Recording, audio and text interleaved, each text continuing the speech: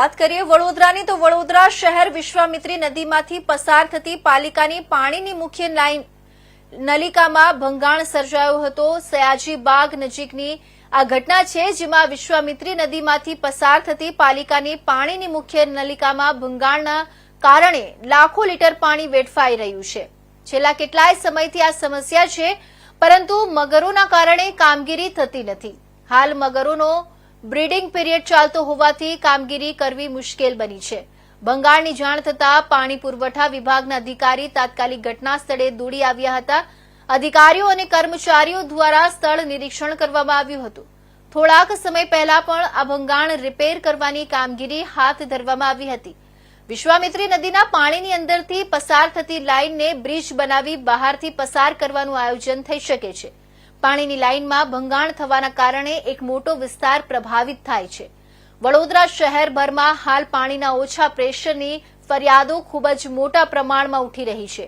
તેવામાં આવું મોટું ભંગાણ સર્જાતા સમસ્યા વધુ વિકટ બનવાની શક્યતાઓ દેખાઈ રહી છે। સ્થળ મુલાકાત લીધી, ક્યાં મુલાકાત લીધી ને કેમ આ નલિકામાં ડેમેજ થયું, શું થયું?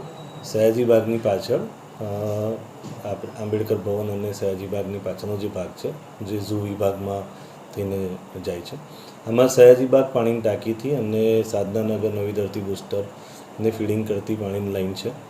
લાઇન ઘણા વર્ષો જૂની છે। અગાઉ પણ લાઇનમાં લીકેજ આપણને જાણવા મળ્યું છે। આજે પણ એ બાબતે સમાચાર અને આ બાબતે મીડિયામાં આપના માધ્યમથી જ જાણવા મળ્યું હતું, એટલે તાત્કાલિક સ્થળ નિરીક્ષણ કરેલું હતું।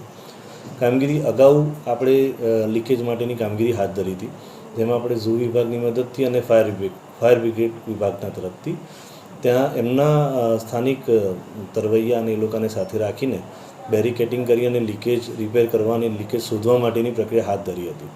પરંતુ દરમિયાનમાં તે વખતે ક્રોકોડાઇલનો બ્રીડિંગ પીરિયડ ચાલતો હતો અને એટલા જ પટ્ટાની અંદર ક્રોકોડાઇલનો ડેન્સ વધારે હોવાના કારણે ક્રોકોડાઇલ્સે કામ નહોતું કરવા દીધું।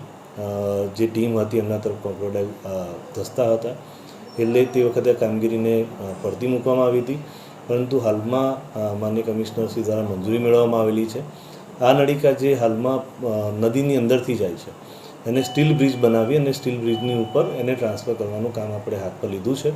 એના ડિઝાઇનને બધા તૈયાર છે અને જેમ આપણને થોડોક ઉગાડ મળશે એટલે એના ફાઉન્ડેશનની કામગીરી કરી અને બ્રિજને તૈયાર કરી લાઇનને શિફ્ટિંગ કરીશું। સાહેબ, આપ તો ત્યાં સ્થળ મુલાકાત લીધી, અધિકારી તરીકે આપને પણ દોડી જવું પડ્યું, હજારો લીટર પાણી વહી ગયું, જવાબદાર કોણ છે? આના જે કોન્ટ્રાક્ટરની તમે પગલાં લેવાશે કે કેમ? કારણ કે આપણે બી આપ પણ ચિંતિત હતા આ માટે। તો જે તે વખતની વાત મેં અગાઉ કીધી એ પ્રમાણે અગાઉ લીકેજ આપણને એના ખબર જ છે, એના ધ્યાનમાં રાખીને જ આપણે તાત્કાલિક ધોરણે 6783 મંજૂરી મેળવી છે કમિશનર સાહેબની અને આપણે કામગીરી હાથમાં ધરી છે।